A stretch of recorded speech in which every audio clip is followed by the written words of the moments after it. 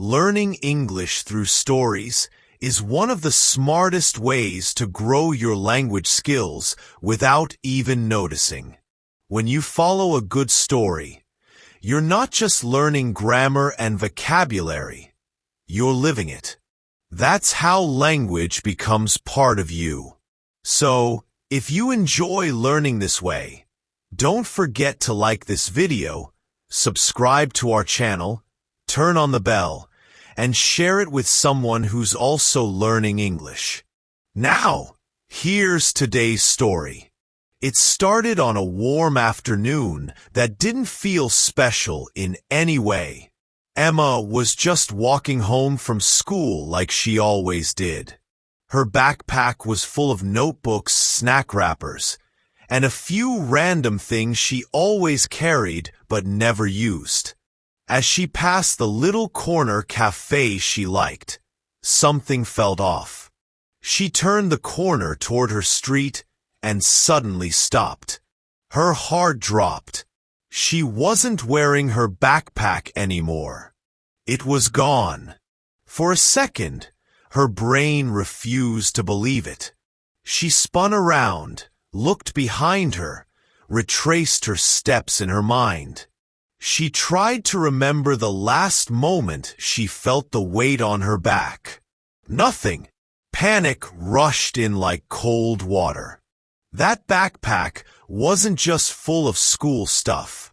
It had her sketchbook, the little journal she wrote in every day, her favorite pen, and a letter from her grandmother she had kept for years. Losing it felt like losing a piece of herself. But instead of crying or going home, she turned around and decided to walk the entire route again.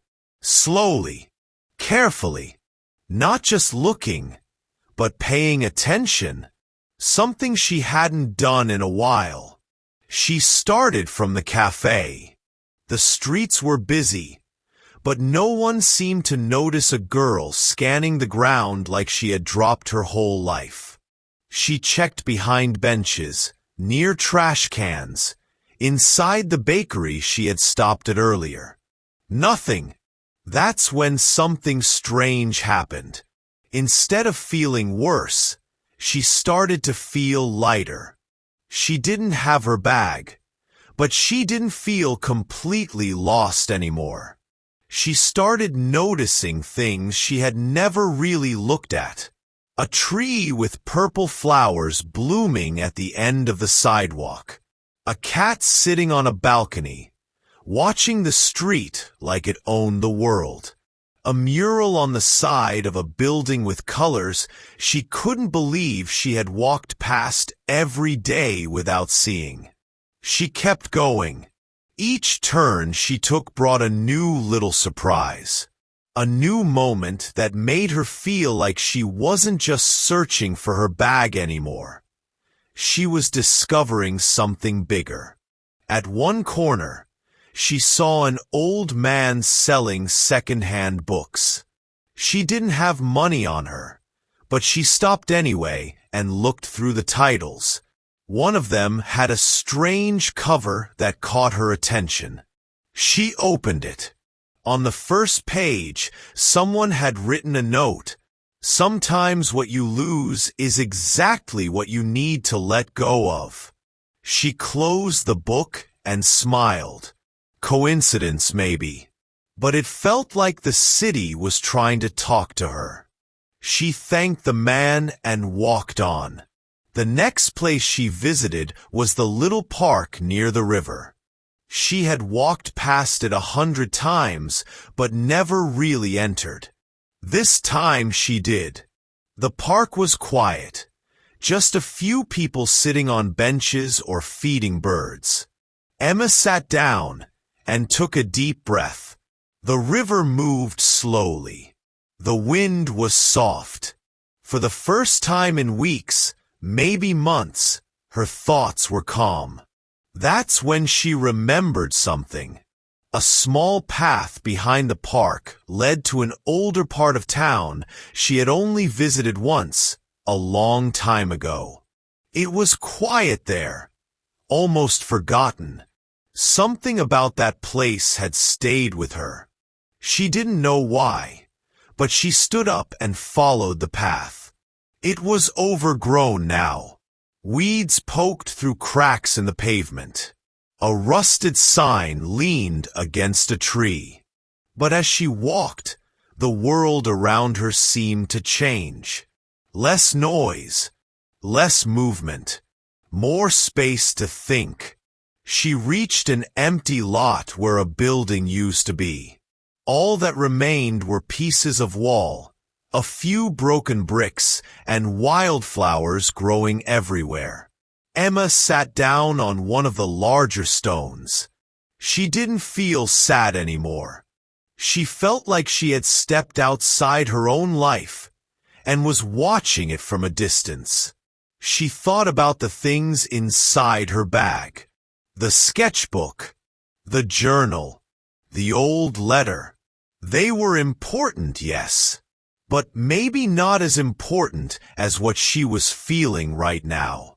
She realized how much she had been carrying, not just physically, but emotionally.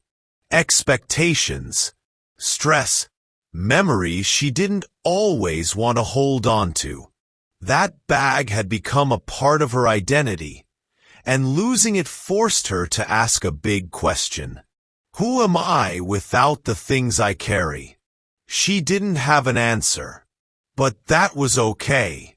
She walked home that evening without rushing, without her backpack, without her headphones, just herself and the sound of her own footsteps.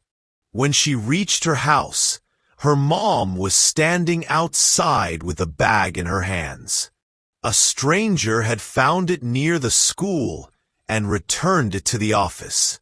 Her mom had gone to pick it up. Emma smiled. She took the bag, hugged her mom, and thanked her. Then she walked up to her room and placed the bag on her desk. She didn't open it right away.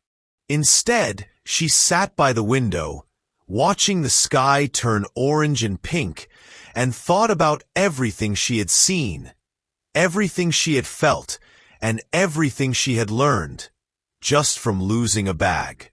She realized that sometimes we have to lose something to find a part of ourselves. And maybe, just maybe, that part is more valuable than anything we could ever carry. That's the end of today's story. Without memorizing rules or doing boring exercises, you just learn natural English, phrases, structures, and expressions you'll actually use. That's the power of stories. We upload new ones every day. So make sure to subscribe, like, share, and hit the bell to keep learning with us. And now it's your turn. Have you ever lost something that led you to something better? Tell us in the comments. We'd love to hear your story.